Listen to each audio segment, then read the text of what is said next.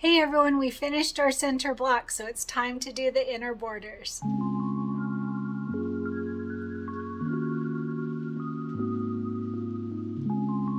Hey everyone, Cristin here, and we are continuing with our August Cuties. So yesterday we did the center blocks, all 4 hoopings. You could either do 4 hoopings or 2 hoopings, whatever works for your hoop size and your desire. I used Embroidery Essentials, so I did them in just 2 hoopings. It worked out really well. So now we're going to move on to the inner borders. For our inner borders, it should be a pretty simple day. So let me say, if you haven't already, make sure to subscribe to this channel. It will give you a notification. You click that bell and it'll give you a notification when there's a new video, and you don't have to send me a message and say, when's the next one coming? You'll get notifications. So subscribe to the channel for updates. So we're going to do the inner borders. The inner borders are on page 44 of our booklet, and very simple day. So there are 2 different inner borders. There's a longer 2 and a shorter 2. And so I haven't decided yet if I'll do, you can do your quilting on them either 2 shorter and 2 longer, or you can just do all 4 of them longer and of the quilting, and then the extra will go off onto the stabilizer, whichever works for you. I'm leaning toward doing shorter and longer this time. So I've done it both ways, so either way will work fine. So let's talk about what we need. So our inner border fabric is this tan lattice fabric. It can also be called an orange pill. I don't know the actual name of the fabric, but I think it was called lattice. And yet, if you look at it, it's literally the same as the orange pill quilting design by Kimberbell. So either one, I'm sure, will show you what I'm talking about. So the tan color. Now, remember I said that there's a shorter and a longer version. So the shorter one, inner border A, and I mentioned this on the prep video, I feel very strongly that the borders, inner borders and outer borders, should both be cut a little bit longer than what it says in the directions, and then we can cut it down at the time of assembly. That makes it so that you have some wiggle room in case the stitching pulls in, and makes it so that your borders aren't quite long enough. That is a bummer when that happens. So just cut them a little bit longer. It makes it easier and not to have to worry about it. So the first 2, do you hear Archer sighing? Archer is sighing. We're boring him with inner borders. So the first 2 are going to be 2 pieces that are 1 3/4 by 10.5 is what it says in the book. I recommend by 12. All right, like I said, gives you that little bit of wiggle room. So 2 strips that are 1 3/4 by 12, and I did back mine with fusible stabilizer. That's up to you. I find that it will make it so that we're not going to get puckering when we quilt these, so up to you, whatever you choose, but I did stabilize mine with fusible backing. All right, so that's A. Those are A. The shorter ones are A. And then the longer ones are B. So the longer ones, again, I recommend cutting them a little bit longer, and I did back mine with fusible stabilizer. So in the book, it says to cut the B strips 2 pieces at 1 3/4 by 13. All right, but I recommend cutting them bigger, so I did mine to 2 pieces, 1 3/4 by 15. Okay, so that's my recommendation, so that you don't have to worry about them not being quite long enough when you start sewing them on. That's a bummer. I had it happen once, and I hope to never have that happen again. So then we're going to talk about the batting. So the batting, you want exactly the size that you need, because what we're going to do, you can do it either way, but the way I'm going to show you, we are going to attach our border, what is it called, our batting onto the inner borders right before we even start. I'm going to attach them on. So some people like to use that fabric spray. I'm not a fan of the fabric spray. I find it really messy. It just gets everywhere, and I'm not a fan of that. And so I use the glue stick. So I will add a link here for the glue sticks. Purple disappearing glue stick. They work great and not messy at all. Super easy to use.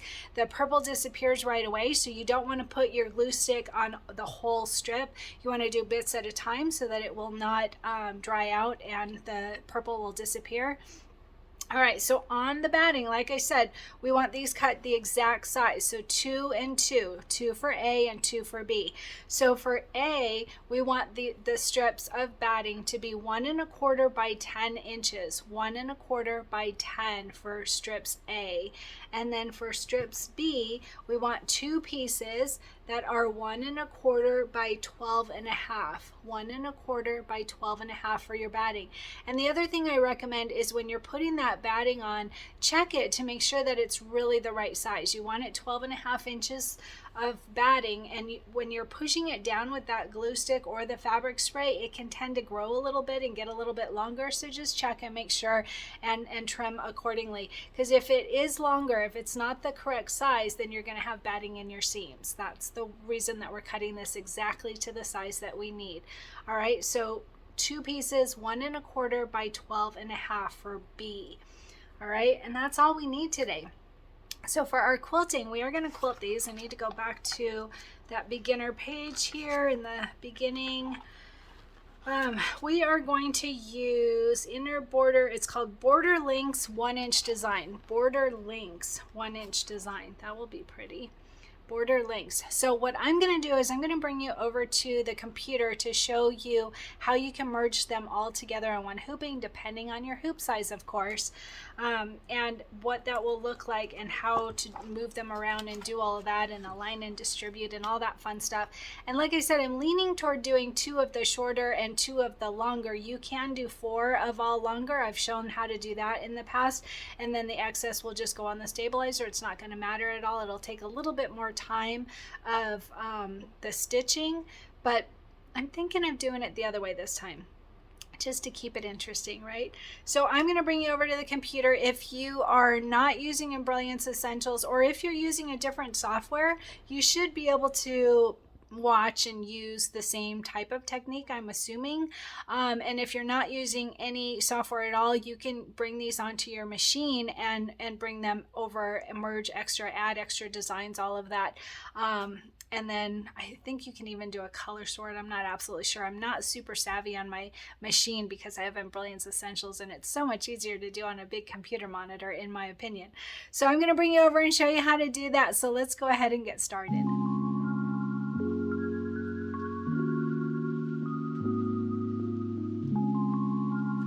Hey everyone, so I'm at my computer and I'm going to show you how to merge together the inner borders, do a color sort, do an align and distribute, all that fun stuff.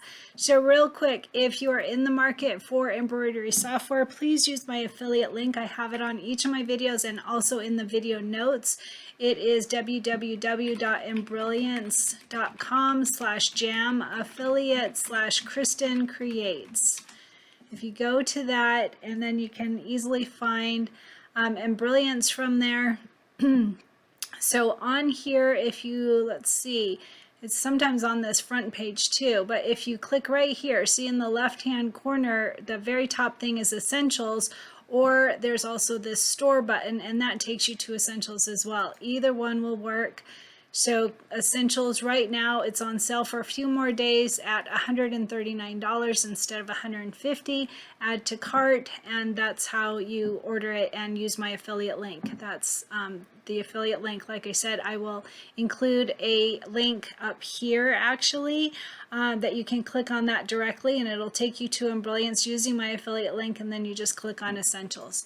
All right, so let's go ahead and open up Embellishment Essentials. When you first open it, your screen will probably be white or yellow. I don't remember what mine was, but I changed it to light pink in the Preferences folder. There's lots of things that you can do to set your choices. All right, so down here in the bottom right-hand corner, it says the hoop size. So I'm on my 8x12 hoop right now. That might actually work. I want 12, let's see, I want 12 inches of quilting.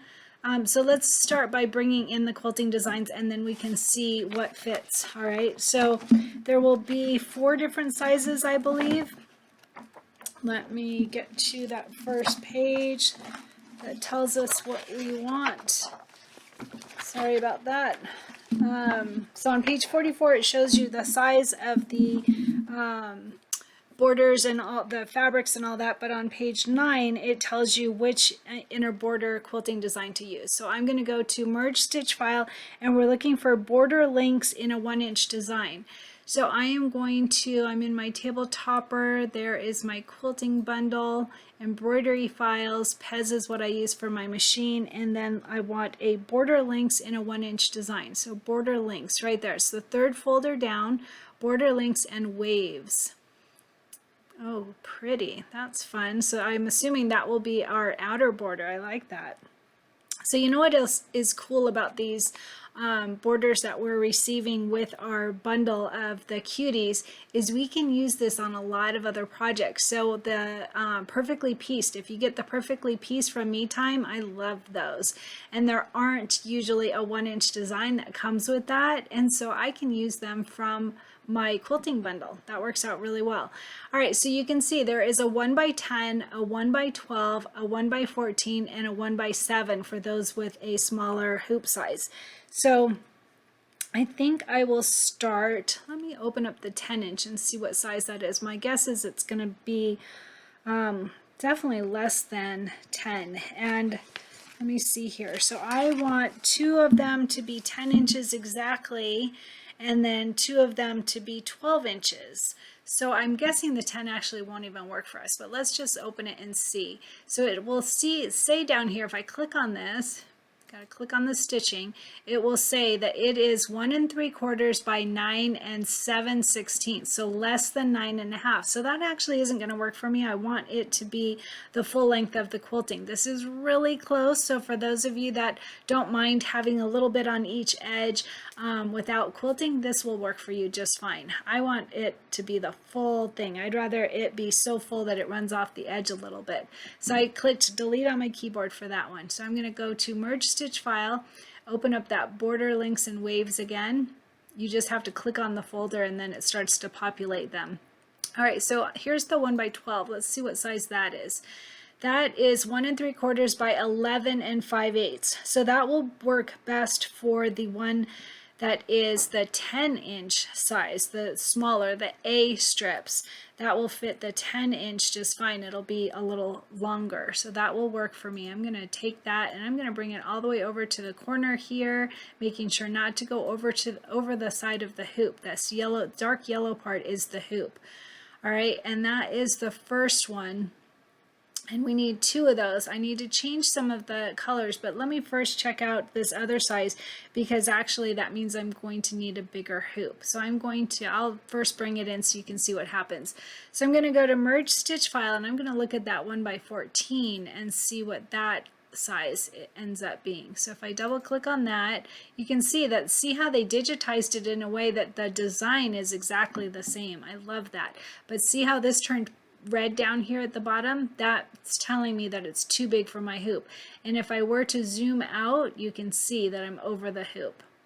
All right, so I'm going to go up here to this folder here, the preferences folder, click on that, and I'm going to change my hoop to my 9x14 so that I can have longer quilting. And I forgot to look at what size that quilting is. You have to click on the actual design. First, let me go to this compass button and click H, and then I can see all of my hoops. So I'm going to click on this design here, and then it'll show me it's 1 3/4 by 13 13/16. 1 3/4 by 13 13/16. Did I say that right? So a little bit more than 1 3/4 times 13 3/4 is what it is, a tiny bit bigger than 13 3/4. And we want 12.5, so I'm going to go with that. So I'm going to go with the 12-inch and the 14-inch. Like I said, you could do the 10 and the 12-inch if you don't mind it being just a little bit too short. That will work fine. You can do 4 of this bigger one and it will just run off of the edge. Either way is going to work fine. All right, so what I'm going to do is I'm going to move this over. You can use the, what is it called? The keyboard arrows, the arrow keys on your keyboard to move it over, but I'm not going to worry about getting it aligned just right because I'm going to do an align and distribute anyway. All right, so now I need to change these colors. So I'm going to close up 2. This is 2 right here, the second design. I'm going to click on this first design, and Now there's a couple of things I want to point out here. This blue and orange will join together. The blues will, the two default blues, and then there's an orange and a light orange, so those won't join. We don't have to worry about that. It's only the default one, blue, which is step 1 and step 3. Those will join together when we do our color sort, so we don't want that to happen. But if you're adding the batting on like I am going to show you how, you actually don't need steps 1 and step 2, because step 1 is the placement stitch for our batting and step 2 is the tack down stitch of our batting. You don't need those. If you're going to add the batting onto your strips, you don't need them. I don't need them either, but I'm going to leave them in just to be able to remind everybody to bypass them for those that aren't using software. All right, so for you, you could just click to the right hand side and drag over and make sure that you've got step 1 and step 2 and click delete on your keyboard. All right, for me, since I'm going to leave it in, I need to change this one color so that it does not join with this other default one, blue. So I'm going to go ahead and click on that color and I'm going to change that first one to dark aqua. And now they're all different colors so that nothing will join. So that's perfect. Now what I want to do is I want 2 of those. So if I were to do a copy and paste right now, it's just going to give me this first part of the design because only that is selected. I want to make sure to have all of the 5 steps selected, so I click on that design itself, the whole design. All right, and I'm going to say Control C now that I already changed the colors, and then Control V like victory to paste it. And what it does is it goes right on top of that first one, so I can go ahead and click on the stitching and drag it. And I'm going to do it haphazardly just so that we can utilize that align and distribute button later. But notice that we have, what it's going to do is it's going to stitch this first one here, and then it's going to do this second one. It's going to jump over that second one and go to the third one because that's actually our second design, and then it's going to come back to this one. So I'm going to just reorder them. I want both of the 12-inch ones to go together, those in the right order. One of the 12-inch, another of the 12-inch, and then the 14-inch, and then another of the 14-inch. So what I'm going to do is I'm clicking on number 3, the third design, and I'm going to right click on it and I'm going to say move earlier. All right, and that will bring it up so that now I have the first one and the second one and then the third one. So that's much better. This first one I'm going to move over though. I am going to move this over to the side. There we go. All right. Now this one, the third design, which is my 14-inch one, I want to change that first color again. You don't need to, like I said before, you can select over on the right hand side and drag over, make sure that you're getting step 3.1 and 3.2, and you can click delete on your keyboard. You don't need those. I don't need them either, but I'm going to leave them in just so I remember to tell everyone to bypass it. So I'm going to just change this first color to that same dark aqua that I used in the first one. All right, so that is done. So notice that this dark aqua it's in our second one also, since I did a copy and paste rather than bringing in the design all over again. Okay, so now this third one, we need another one of those, right? We have 4 strips, 2 of them shorter, 2 of them longer. So I need this one again. So I'm going to say Control C, making sure that I have everything selected for this third design, and then Control V like victory to paste it. All right, and now I have 4 designs, but look at that, it's right on top of that first one. So I'm going to use my arrow keys and I'm just going to move it over to the right. All right, so this is done as far as getting ready for a color sort. We have to make sure to do an align and distribute before we do a color sort though, because once we do a color sort, then those 4 designs become one design, and then you won't be able to move them around. All right, so we have to do that before we do a color sort, because you can see that they're not lined up right. This one's got a lot of space between it. This one has almost no space. So we want to do that whole align and distribute. To do that, we have to have all 4 designs selected so that it knows what you want to align and distribute. So I'm going to click from the bottom here and drag up so that I have all 4 designs. And then I'm going to go to Utility, Align and Distribute. And I always forget exactly how to do this. I think it's the center, but let's just see. I seem to like to get this wrong sometimes. Yeah, see, that's wrong. So I'm going to say close. If you do it wrong, here's your out right here. This button here is our undo button. And I'm just going to say undo. Oops, I made a mistake. That's not what I intended to do. And then I need to make sure that I've got my 4 designs selected again while I try again. So I'm going to go to Utility, Align and Distribute, and maybe it's just Center. Let's see, I always forget. It's so funny that I always forget how to do this. But anyways, I'm going to click that center button and say apply, and it did. It moved them so that now that they're all lined up just right, but they notice there's still this big space here and almost no space here, so that's when we need to go to that distribute tab. So here's the align tab. Now we're going to click the distribute tab. And this one I'm pretty sure is center, and I've got it also selected at extent of selection. I think you can also do extent of hoop, but since I've already moved mine to the extent of the hoop, it's not going to matter. So I'm going to say apply, and now watch what will happen. These will move so that everything's got the right amount of space between the 4 different pieces. So I'm going to say apply, and there we go. All right, and I'm going to say close. Now notice I have a lot of space between each of them because I'm in my 9x14 hoop, so they're distributed equally now. So that is great. So all 4 the colors have been changed and they are aligned and distributed. Now we need to do that color sort. So down here in the bottom right hand corner, you can see that we have 20 color steps. So 20 times our machine is going to stop and say, hey, what do you want to do next? I bet we can get that down a whole bunch. So I have the quilting design as turquoise on all of them because they're going to be the same. I'm going to use a brown thread on all of mine, so we don't need to worry about that either. I think we're all ready. So I'm going to go to Utility Color Sort right here. And then notice that you need to have these same settings that I have to get the same results that I'm getting. So 0 tolerance, and these are not checked. Now always click New View. I'm on Untitled 1 tab now. It will open another tab so that we can see what it did in case it's wrong. If it's wrong, if we did anything wrong, then we still have that first tab that we can go back and start over. All right, so I'm going to go ahead and click New View and see it opened up 1 tab. If we go to this first tab, there's 4 designs, and whereas the second tab, they're all in 1 design now. So I'm going to click that plus sign so I can see what it did and make sure it's correct. So here's our placement of our batting. So the placement stitch for the batting, again, you don't need this, but I'm leaving it in so I can tell everyone to bypass it. And then our number 2 is our tack down of our batting. Again, we don't need that because we're going to add the batting strips right onto our fabric strips. All right, and then 1-3 is the placement of our strips. So after we get our batting on there, we're going to have a placement box that we put our strips right into and line it up just right. All right, so that's 1-3, and then 1-4, it's going to tack it down. And notice it's only tacking down the sides of these because they are border strips. It's not doing the whole box, it's just doing the sides. So that's perfect, everything we wanted, and then there is our quilting design. That is a really fun design.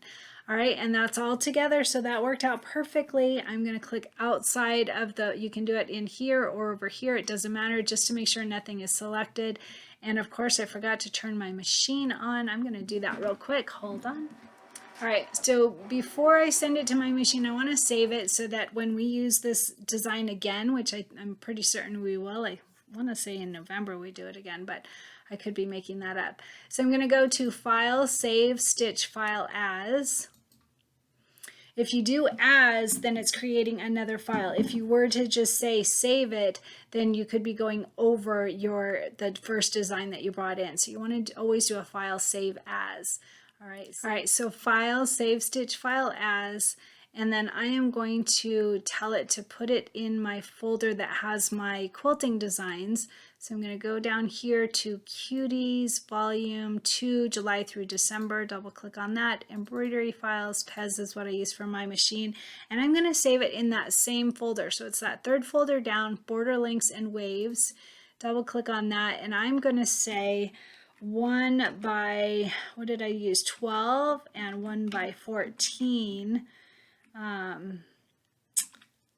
borders. Inner, you could type out more. I like to not make the file names too long because that can create a problem. So I'm just going to say 1 by 12, 1 by 14 inner, and that will tell me that I've got it. So I'm going to say save. And if you have a USB stick, you could put that in your computer, copy it over to your USB stick. I'm going to go to Utility, Send to Solaris XP1. If you have one of the Wi-Fi ready machines, you can send it to your machine, file sent to machine, and we're good to go. That was pretty easy. All right, let's get started stitching.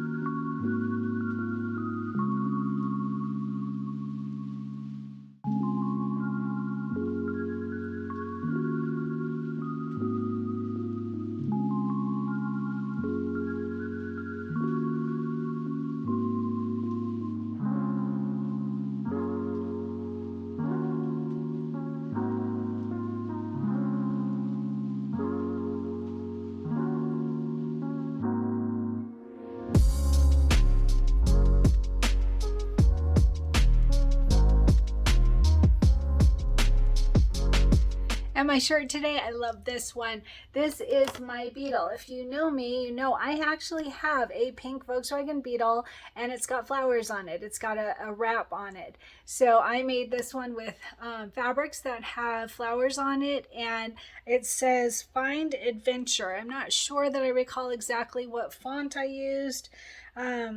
But I will look in my directions and see if I've got that information, and I will add it at the bottom of this video.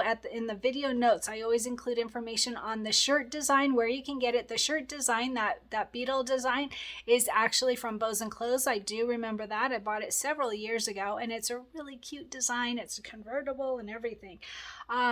So I will add a link for that if I have it, and then if I have information on the fonts that I use, I will include that too. And how are you doing with your goal? Whatever your goal is, I love to hear about it and updates, and let me help hold you accountable to your goal. So mine is building strength, so I'm working very hard on that. I did a table rock hike in the heat. I tried to go in the morning before it got too hot, but I was not successful with that. It was quite hot climbing up that hill, but it's almost 900 feet of climbing in less than 3.5 miles, I think it is, something like that. So it's a really good hike because it's really uphill, very, very uphill. So you're like working. And my watch, I have a, what is it? Garmin Vivo Active 4S. In fact, I'll add a link to that. It is great. I'll add a link here for the Garmin Vivo Active 4S. It is a great watch because it dings and tells you to get to be more active. So like if you've been working on the computer too long or sitting at your embroidery machine too long, it'll give a little ding and say, hey, let's get moving. So that, I love that about this. But it also, when I was climbing that hill, it told me every time I hit a foot of climbing, or must have been, 10 feet probably, something, I'm not sure, but whatever, it tells me when I've hit my goal of climbing, and it tells me my heart rate. So my heart rate gets so high on that hill. I'm at like 156, just huffing and puffing, and people are coming down and, hi, how are you? And I'm like, hi. I can't even breathe. So it's a great watch. I love that. And the climb was awesome. I love it. You get to the top and there's this monstrous, huge cross, and I just love that. I love it. My favorite photo that I've taken up there, I've gone up there a lot of times since we moved here, and my favorite one was when it was in the evening. I went and climbed it as the sun was setting, and so I'll share that photo. Oh boy, it's a beautiful one. I actually have it as my screensaver on my phone, so I love that. So it's a really good climb. What are you doing for your goal? Share information about that. If you're in our Facebook group, I'd love to see pictures. How's it going?